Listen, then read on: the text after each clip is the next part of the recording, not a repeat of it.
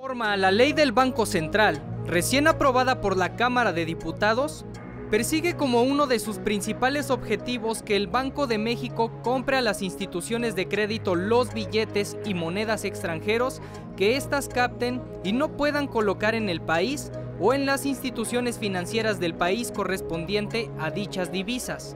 Como argumento a esta iniciativa, el Senado de la República dice que busca atender el problema surgido al tratar de repatriar a su país de origen los billetes y monedas correspondientes al turismo y remesas de migrantes que no pueden colocar en la economía nacional. Sin embargo, de acuerdo con el análisis del mismo Banco de México, realizado el pasado 7 de diciembre y entregado al mismo Senado de la República, la acumulación de excedentes de dólares en los últimos años no ha sido tan representativa, al grado de necesitar la intervención del Banco Central.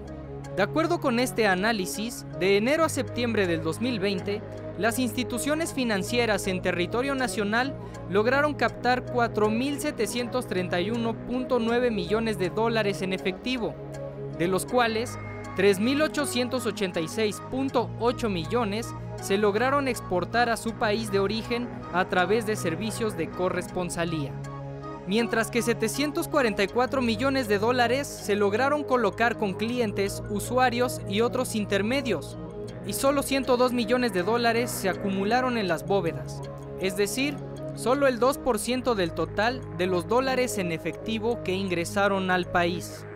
Además de representar una minúscula cantidad en comparación con el total de efectivo extranjero captado, el Banco de México argumenta que la posibilidad de integrar este excedente a las reservas del Banco Central trasladaría el riesgo que asumen las instituciones financieras, además de que se pondría en peligro la reserva internacional al llevar la intranquilidad que implican todas las operaciones que dieron origen a esos activos.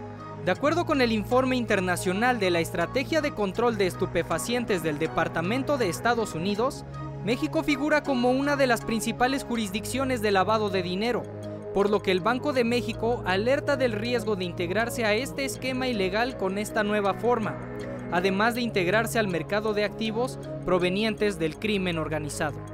Gustavo Baltazar, Heraldo Televisión. Bueno, un poco tratando de entender de qué estamos hablando, si usted me permite, como luego se dice con peras y manzanas, le hemos pedido a Gerardo Esquivel, subgobernador del Banco de México, que nos tome una llamada y que hablemos con él y que pongamos esto en perspectiva. ¿Cómo estás, Gerardo? Muy buenas noches, ¿cómo te ha ido? ¿Qué tal, Javier? Buenas noches, un gusto volver a saludarte y un saludo a toda tu audiencia. Gracias por estar por ahí, Gerardo. A ver, déjame plantearte, Gerardo, cuando yo decía hace un momento, pongámoslo en perspectiva como en peras y manzanas, exactamente. Todavía no está del todo aprobado, tendrá que ir a diputados, presumo, pero ¿qué se está probando que está ocasionándole, todo indica, un problema grave al Banco de México? Mira, ahí está probando, es problemático en dos dimensiones. Primero, se está obligando al Banco de México a que compre todos los excedentes de dólares en efectivo que tienen las instituciones financieras mexicanas. Las instituciones financieras mexicanas reciben dólares por distintas fuentes, ¿no? Migrantes que traen remesas al país, turistas internacionales que visitan el país y traen dólares, y de otros orígenes, incluyendo los de posible procedencia ilícita. Las instituciones financieras, en general, pueden colocar parte de estas divisas en el mercado, al venderlas en el mercado minorista, por ejemplo, cuando uno va y compra dólares en una institución bancaria, por ejemplo, y lo que no tienen, en general, lo pueden repatriar bajo ciertas reglas. Lo pueden enviar a Estados Unidos, a otras instituciones bancarias que se les denomina corresponsales y que aceptan que un banco mexicano les envíe esos dólares, ¿no? Porque confían en que el origen de esos recursos estuvo bien supervisado, cuyo origen entonces no es de procedencia ilícita. Y para eso hay una serie de mecanismos que las instituciones financieras establecen siguiendo los principios internacionales. Eso es que no le pueden comprar más allá de un cierto monto de dólares a una persona, que le compran un poco más si es un cliente, por ejemplo, porque saben de su trayectoria y del origen de sus recursos, etcétera. Pero hay unas instituciones financieras mexicanas que no tienen esta contraparte. Esas instituciones tienen un excedente en efectivo que no pueden deshacerse de él fácilmente. La ley lo que quiere hacer es que esos recursos entren al Banco de México, que el banco los compre obligatoriamente, y eso tiene dos problemas por lo menos. Uno es que vulnera la autonomía del Banco de México, porque le dice lo que tiene que hacer. Sí. El Banco de México en la Constitución está establecido que es autónomo en su operación. Eso quiere decir que el Banco de México puede decidir libremente cómo funcionar y cómo operar para cumplir su mandato. Ese es un primer problema, pero creo que es, a pesar de lo importante que es esto, el menor de los problemas. El segundo problema es que al hacer esto se le está transfiriendo el riesgo inherente a una serie de transacciones en efectivo, cuyo origen, insisto, puede ser ilícito, hacia el Banco de México. Cuando esto ocurre y autoridades extranjeras detectan que algo está ocurriendo, pues lo que hacen es, y ya ha ocurrido en el pasado con otras instituciones bancarias muy importantes, congelan los recursos, pueden de alguna manera suspender operaciones, y si esto llegara a pasar con el Banco de México, pues imagínate, el Banco de México resguarda 194 mil millones de dólares que son propiedad de la nación. Sí. Y si por alguna razón, porque los recursos se sospecha que son de procedimiento ilícito, se llegara a una congelación de estos recursos, pues eso impediría que el Banco de México pudiera llevar a cabo su mandato principal o sus mandatos, que son, como se sabe, preservar el poder adquisitivo de la moneda nacional y mantener el buen funcionamiento del sistema financiero y del sistema de pagos. Para eso requerimos las divisas, las usamos cuando las consideramos necesarias, están ahí como respaldo. Si por alguna razón esto llegara a ser congelado, inhabilitado, que no pudiéramos disponer de ellos, aunque fuesen unos días o unas horas, puede ser muy complicado. Sí. Y esa es la preocupación fundamental, es una preocupación que va más allá del tema puramente de la autonomía, porque también hay quien ha dicho que estamos siendo muy quisquillosos con el tema de la autonomía. No es así, es un tema de Estado, es una preocupación fundamental que a la Junta de Gobierno en su conjunto nos preocupa. Y por eso emitimos ayer un comunicado en donde planteamos nuestros argumentos y salidas. También hemos propuesto mecanismos que atiendan la problemática sin generar estas otras implicaciones riesgosas para el país. Bueno, de cualquier manera, Gerardo, diría yo que el tema de la autonomía no es por ningún motivo menor, es de enorme relevancia para la forma en que se maneja el Banco de México. Déjame plantearte, además de este asunto, escuchar tu opinión, Gerardo. ¿Qué pudiera haber detrás de la decisión del Senado? ¿Qué es lo que estaría buscando el Senado? Porque pareciera un poquito ilógico, incluso entre algunos senadores que conocen bien el manejo de del entorno y de la vida interna del Banco de México, que estén aprobando algo que choca y que ya tiene de inmediato varias voces en contra. Déjame agregar todavía algo más, perdón, Gerardo. De lo que yo he podido hoy leer en artículos, lo que he podido leer en entrevistas, conversaciones, ahora contigo, no hay quien esté de acuerdo con esta decisión. Bueno, el problema es que sí hay quien está de acuerdo, ¿no? Bueno, sí, claro, el Senado, sí, por supuesto.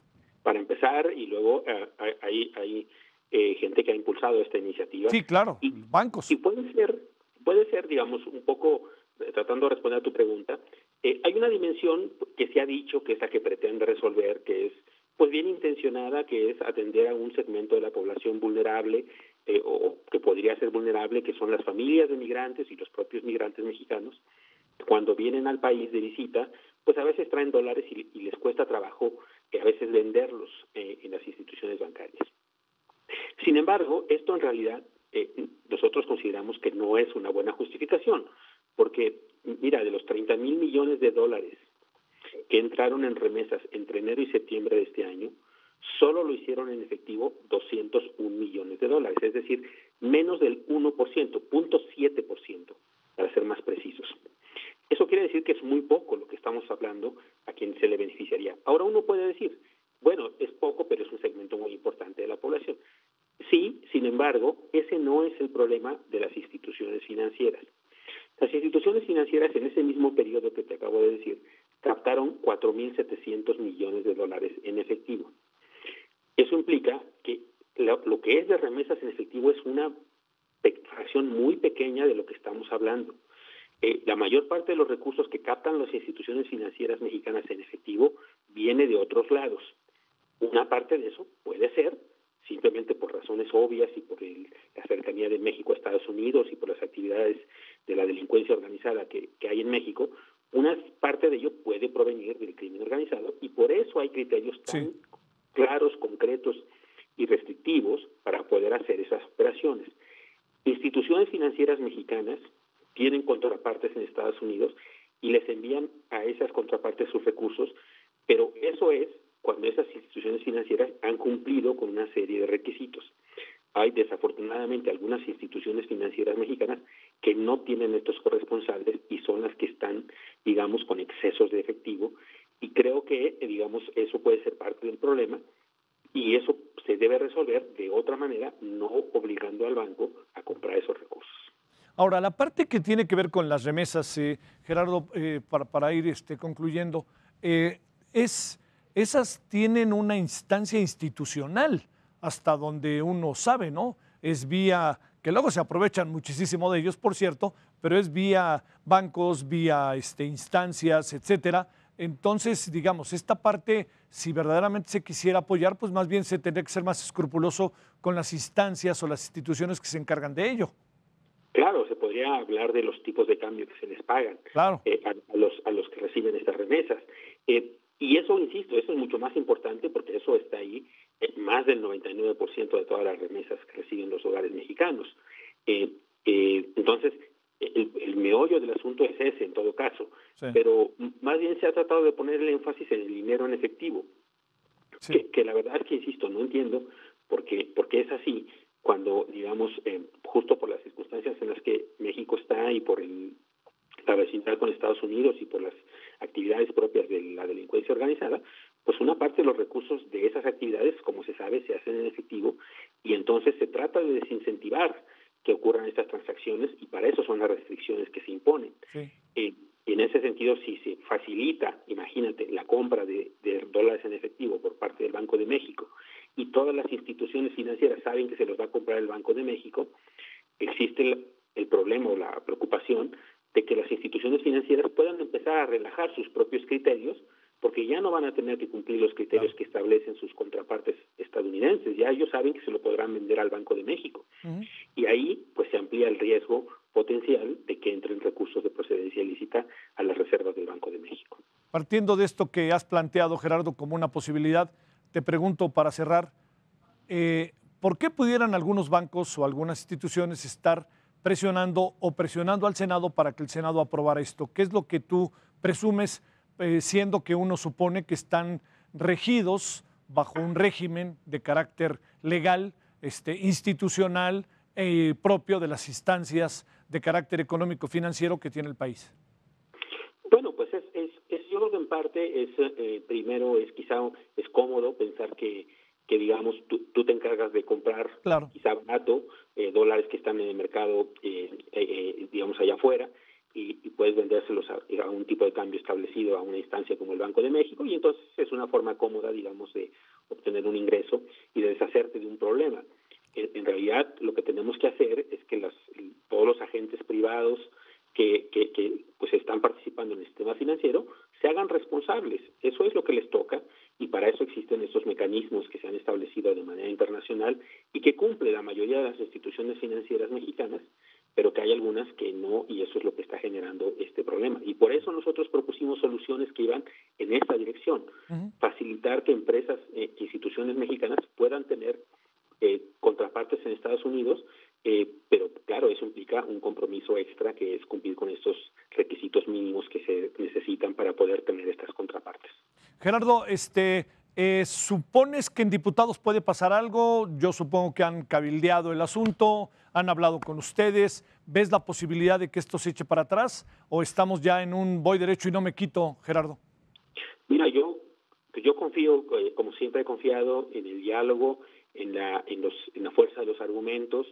Nosotros hemos planteado esto y ahora que se aprobó en el Senado, pues y si decidimos hacer públicos también algunos documentos que en su momento le entregamos a la Comisión de Hacienda del Senado, que desafortunadamente no fueron tomados en consideración y que esperamos que la Cámara de Diputados pues tenga un poco de sensibilidad en ese sentido, que escuche los argumentos, que también no se precipiten.